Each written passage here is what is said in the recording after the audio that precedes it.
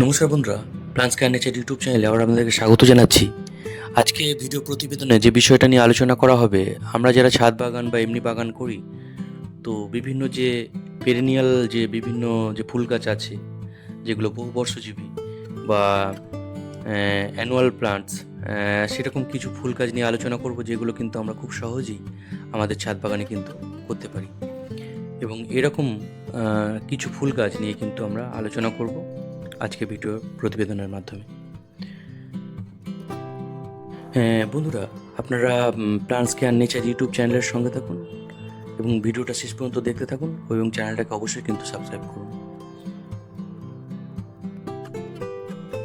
বন্ধুরা, প্রথমেই যে ফুলটার কথা বলবো, দেখুন একটা খুব সুন্দর একটা ফুল। এটা হচ্ছে কসমস, যার বোটানিক্যাল নেম হচ্ছে কসমস ব্রিপিনাটাস। এবং এটা কিন্তু খুবই একটা পপুলার এবং ইজি গ্রোয়িং একটা অ্যানুয়াল ফ্লাওয়ার প্লান্টস।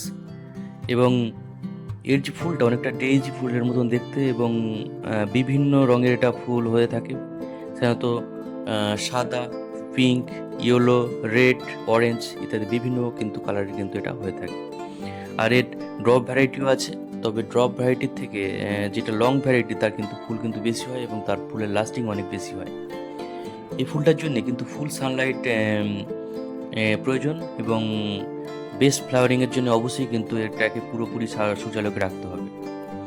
আর এর জন্য যে সয়েল, এটা ওয়েল ড্রেন্ড সয়েল দরকার, এবং সয়েলটাকে ময়েস্ট রাখতে হবে।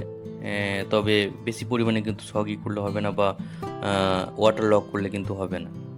আর এটা ডট টলারেন্ট একটা প্ল্যান্ট, খুব কম যত্নে, খুব কম ফার্টিলাইজারে কিন্তু এই গাছটা কিন্তু হয়। তো আপনারা অবশ্যই কিন্তু আপনাদের ছাদ বাগানে এই গাছটাকে কিন্তু রাখতে পারেন অ্যানুয়াল যে ফ্লাওয়ার প্ল্যান্ট হিসেবে। আর এই যে ফুলটা সাধারণত পলিনেশনে সাহায্য করে, বিশেষ করে ওয়েল পলিনেটার বলা যেতে পারে। বিভিন্ন মৌমাছি বা বাটারফ্লাইকে কিন্তু আকর্ষণ করে, ফলে আমাদের ছাদ বাগানে যদি অন্য কোনো ফলের গাছ থাকে, তাহলে তার যে ফলের যে পরিমাণ কিন্তু সেটা বাড়াতে কিন্তু এই ফুল গাছটা পরোক্ষভাবে সাহায্য করে। বন্ধুরা, কসমসের পরে আর একটা, যেটা একটা লো কস্ট এবং লো মেনটেনেন্স একটা ফুল গাছ, সেটা বলবো, এটাও কিন্তু খুবই একটা সুন্দর ফুলের গাছ। সেটা হচ্ছে কুপিয়া বা কাপিয়া বলা যেতে পারে। এবং এটা লাইথেসেরিয়া পরিবারভুক্ত একটা ছোট্ট একটা জনপ্রিয় পাহাড়ি ফুলের গাছ। এটা সাধারণত একটা দীর্ঘস্থায়ী ফুল, এবং এটা বেগুনি, সাদা বা লাল রঙের ক্ষুদ্র আকৃতির একটা ফুল এটা। আর এটা মোটামুটি গ্রীষ্মমণ্ডলীয় যে অঞ্চলের একটা উদ্ভিদ। আমরা আমাদের ছাদ বাগান বা টবে কিন্তু খুব সহজেই এটা করতে পারি। আর এই যে কুপিয়া ফুল গাছের জন্য কিন্তু ফুল সানলাইট বা যে সেমি সেট এরিয়া, সেখানে কিন্তু রাখলে ফুল গাছটা কিন্তু খুব ভালো বাড়ে। এবং প্রচণ্ড গরম বা মে জুন মাসের যে গরম, তখন কিন্তু একে একটু হালকা ছায়াযুক্ত জায়গাতে রাখা যেতে পারে। আর এর জন্যে কিন্তু যে মাটি, তাকে একটু আর্দ্র রাখতে হবে, আর অতিরিক্ত জল কিন্তু এই গাছটা পছন্দ করে না। এর জন্য ফার্টিলাইজার হিসেবে তরল জৈব সার, বিশেষ করে সর্ষের খোল বা বাদাম খোলের যে জল, সেটা আমরা কিন্তু দিতে পারি অল্প পরিমাণে। এবং সারা বছরই কিন্তু এটা থেকে প্রচুর ফুল পাওয়া যায়। আর আমরা আমাদের যে বারান্দাতে বা ব্যালকনিতে যে হ্যাঙ্গিং টব, আর যে আমাদের বাগানের যে বর্ডার লাইনের যে জায়গা, সেখানে কিন্তু এটা খুব ভালোভাবেই কিন্তু হয়। তো খুব একটা লো কস্ট, একটা লো মেনটেন্যান্স একটা গাছ বলা যেতে পারে কুপিয়া। বন্ধুরা, 3 নম্বর যে ফুলের কথাটা বলবো, সেটা কিন্তু সবারই একটা প্রিয় ফুল, এবং অনেকের বাড়িতে আছে এই ফুলটা। এটা হচ্ছে, দেখুন, যে দত্তপ্রিয়া। আর এই ফুলটার একটা জনপ্রিয়, একটা চিরসবুজ এবং 12 মাসই একটা শোভাবর্ধক একটা ফুলের গাছ এটা। এবং এটা উজ্জ্বল লাল রঙের বা কোরাল রঙের কিন্তু ছোট ছোট ফুলের একটা থোকা, অনেকটা রঙ্গন ফুলের মতন কিন্তু এটা হয়ে থাকে। আর গাছটা কিন্তু 5 মিটারের মতন বা 5 থেকে 6 মিটার লম্বা হতে পারে। তবে তার থেকে আমরা যদি একে কেটে একটু বুশি করে রাখি, তাহলে কিন্তু ভালো ফুল পাবো এবং সারা বছর ভালো ফুল পাবো। আর ছাদ বাগান বা টবের ক্ষেত্রে কিন্তু খুবই একটি আদর্শ গাছ। আর এর জন্যে ডাইরেক্ট সানলাইট এবং ওয়েল ড্রেনের যে সয়েল, সেটা কিন্তু প্রয়োজন। এই ফুলটা লাল গোলাপি বা কোরাল রঙের কিন্তু হয়ে থাকে। ছোট ছোট থোকায় এই ফুলটা থাকার জন্যে এটা আহ, যে মৌমাছি এবং প্রজাপতিদের অ্যাট্রাক্ট করে পলিনেশনের ক্ষেত্রে, এবং ফলে আমাদের যে বাগানের যে অন্যান্য যে গাছের ক্ষেত্রে কিন্তু খুবই এটা পরোক্ষ একটা সহযোগী গাছ হিসেবে পলিনেটরের কাজ করে থাকে। এবং ফুল সানলাইটের জন্য দরকার, আর মাটিকে হালকা একটু ময়েস্ট রাখতে হবে, আর নিয়মিত কিন্তু প্রুনিং করতে হবে ভালো ফ্লাওয়ারিংয়ের জন্য। এবং এর প্রপাগেশনও খুবই সোজা। ডাল কেটে যদি আমরা এই গাছটাকে বালিতে বা মাটিতে বসাই তাহলে কিন্তু খুব সহজেই কিন্তু এর থেকে কিন্তু চারা তৈরি হয়ে যায়। আর এই গাছটার একটু সতর্কতা বলতে, এটা একটু বিষাক্ত এই গাছটা, তাই পুরুষ এবং প্রাণীর থেকে একটু দূরে রাখতে হবে, নাহলে কিন্তু খুবই একটা সুন্দর ফুলের গাছ হচ্ছে দত্তপ্রিয়া গাছ। হ্যাঁ বন্ধুরা, এরপরে যে ফুলের কথা বলবো সেটা হচ্ছে সবার পরিচিত ফুল একটা, এটা হচ্ছে নয়নতারা বা মাদাগাস্কার পেরিউইঙ্কেল। সাধারণত এর আদি উৎপত্তি স্থল হচ্ছে মাদাগাস্কার, ওই জন্যে একে মাদাগাস্কার পেরিউইঙ্কেল বলা হয়। এবং এর যে বোটানিক্যাল নেম হচ্ছে ক্যাথারান্থাস রোসিয়াস, এবং এটা ওলেন্ডার পরিবারভুক্ত একটা সপুষ্পক উদ্ভিদ। নয়নতারা ছাড়াও এটা বিভিন্ন নামে কিন্তু পরিচিত, যেমন কেপ পেরিউইঙ্কেল, মাদাগাস্কার পেরিউইঙ্কেল, শুধু পেরিউইঙ্কেল, সদাবাহার ইত্যাদি বিভিন্ন নামে কিন্তু এটা পরিচিত। লো কস্ট এবং লো মেনটেন্যান্স ফুল গাছ হিসেবে কিন্তু এটা খুবই একটা জনপ্রিয় ফুল গাছ। আর এই ফুল গাছটা সাধারণত একটা বহুবর্ষজীবী গুল্ম জাতীয় উদ্ভিদ। বিভিন্ন হাইব্রিড প্রজাতির বিভিন্ন গাছ কিন্তু বর্তমানে দেখা যাচ্ছে, যার ফুলগুলো কিন্তু খুবই সুন্দর, যেমন গাঢ় গোলাপি, লাল বা বেগুনি ইত্যাদি বিভিন্ন রঙের কিন্তু নয়নতারা বর্তমানে দেখা যাচ্ছে। এই ফুল গাছটার ঔষধি গুণও আছে।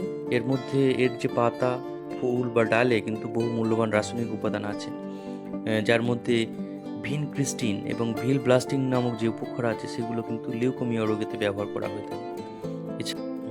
যদি আমাদের বাড়িতে কারোর বলতা, মৌমাছি এই জাতীয় কীটপতঙ্গে কামড়ায়, তাহলে কিন্তু ওই কাটা হুলের জায়গাতে আমরা যদি নয়নতারার ফুল বা পাতার রস যদি সেখানে দেয়া হয় তো কিন্তু যন্ত্রণা কিছুটা উপশম হয় এবং ফোলা অনেকটা কিন্তু কমে যেতে যায়।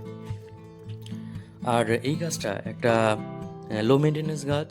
সাধারণত একে পুরো ফুল সানলাইটে রাখতে হবে, আর মাটিটাকে একটু হালকা ময়েস্ট রাখতে হবে, আর ওয়াটার লকিং কিন্তু করা যাবে না। আর এর জন্যে মোটামুটি দোআঁশ মাটির সঙ্গে বালি মিশিয়ে এবং জৈব সার মিশিয়ে আমরা এর যে সয়েল মিক্সার সেটা তো করতে পারি। এবং নয়নতারার পরে আমরা যে ফুলটার কথা বলবো এটাও কিন্তু খুবই একটা সুন্দর ফুল এবং লো কস্ট লো মেনটেন্যান্স ফুল, আমরা আমাদের ছাদ বাগানে এটা করতে পারি। এটা হচ্ছে সবারই পরিচিত রঙ্গন ফুল, বা যাকে অনেকে জঙ্গল জার্মেনিয়াম কিন্তু বলে থাকে, বা এর আরেকটা নাম হচ্ছে ফ্লেম অফ দি উডস ইত্যাদি কিন্তু বলা হয়। কারণ ফ্লেম বলা হচ্ছে কারণ হচ্ছে এই যে ফুলটা অনেকটা আগুনের মতন দেখায়, তো এই জন্য একে ফ্লেম অফ দ্য উডস বলা হয়ে থাকে। আর এই ফুলটা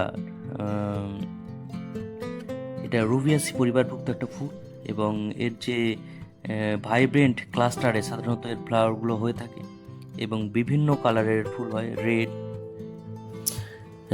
এছাড়া অরেঞ্জ, ইয়েলো ইত্যাদি বিভিন্ন কালারের হয়ে থাকে। এবং এর গ্লোসি যে গ্রিন লিভস সেগুলোও কিন্তু খুব সুন্দর দেখতে। এর নেটিভ ল্যান্ড হচ্ছে সাউথার্ন ইন্ডিয়া এবং বাংলাদেশ হচ্ছে আমাদের রঙ্গন ফুলের কিন্তু যে নেটিভ ল্যান্ড, এবং এটা যথেষ্ট হার্ডি এবং ডট টলারেন্ট একটা প্লান্ট। আর ফুল সানলাইট এবং ওয়েল ড্রেন সয়েল কিন্তু প্রয়োজন। ফুল পেতে গেলে অবশ্যই কিন্তু ডাইরেক্ট সানলাইট রাখতে হবে। হ্যাঁ, বিভিন্ন হার্বাল প্রোডাক্ট তৈরিতে কিন্তু নয় যে রঙ্গন ফুল এটা ব্যবহার হয়, যেমন চুল এবং ত্বকের যত্নে এটা ব্যবহার করা হয়ে থাকে। আর এর আগেই বললাম এর যে ফুলগুলো সাধারণত 4 বা 5 পেটাল হয়ে থাকে ব্রাইট ক্লাস্টারে। বন্ধুরা, লো কস্ট এবং লো মেনটেন্যান্স একটা ফুল হিসেবে আমরা রঙ্গন ফুলকে অবশ্যই কিন্তু করতে পারি আমাদের ছাদ বাগানে।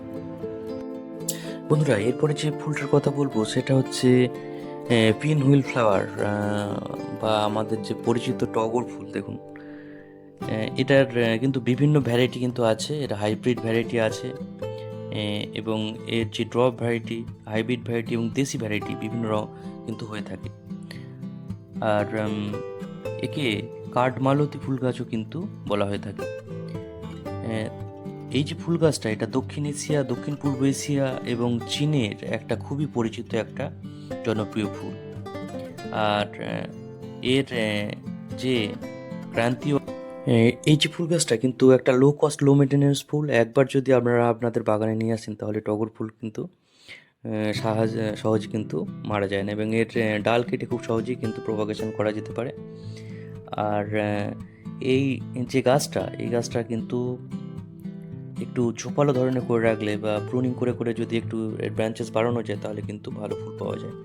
আর বিশ্বজুড়ে প্রায় এই যে টগর ফুল গাছের 40টি কিন্তু প্রজাতি কিন্তু যে ল্যাটেক্স বার হয় সেটা কিন্তু যথেষ্ট একটু বিষাক্ত, এবং ফলে সেটা আমাদের হাতে বা গায়ে লাগলে কিন্তু অ্যালার্জির সৃষ্টি হতে পারে। তো সেটা অবশ্যই খেয়াল রাখতে হবে। বন্ধুরা, আজকে ভিডিওতে লো কস্ট এবং লো মেনটেনেন্স যে পেরিনিয়াল যে বিভিন্ন ফুল সম্পর্কে কিন্তু আলোচনা করা হলো। সেখানে আমরা কসমস, অপরাজিতা, তার সঙ্গে নয়নতারা এবং দত্তপ্রিয়া আর টগর ফুল, এইগুলো সম্পর্কে কিন্তু আলোচনা করলাম আজকের ভিডিও প্রতিবেদনের মাধ্যমে। আর এই সংক্রান্ত আরও কিন্তু ভিডিও পরবর্তীতে আরও আসছে, এবং আমরা আমাদের ছাদ বাগানে কীভাবে আমরা লো কস্ট লো মেনটেনেন্স ফুল গাছ করতে পারি এবং কোন ফুল গাছগুলো করতে পারি সেইগুলো কিন্তু পরপর ভিডিওতে কিন্তু আপনারা দেখতে পাবেন। আর যদি ভিডিওটা ভালো লাগে অবশ্যই চ্যানেলটাকে কিন্তু সাবস্ক্রাইব করবেন, শেয়ার করবেন এবং লাইক করবেন। আর এই সংক্রান্ত যদি কোনো প্রশ্ন থাকে অবশ্যই কমেন্ট বক্সে করতে পারেন। আর এখানে বন্ধুরা ভিডিওটা শেষ করছি, এবং ভিডিওটা যদি ভালো লাগে অবশ্যই চ্যানেলটাকে সাবস্ক্রাইব করবেন এবং শেয়ার করবেন। সবাইকে নমস্কার এবং ধন্যবাদ জানিয়ে ভিডিওটা শেষ করলাম।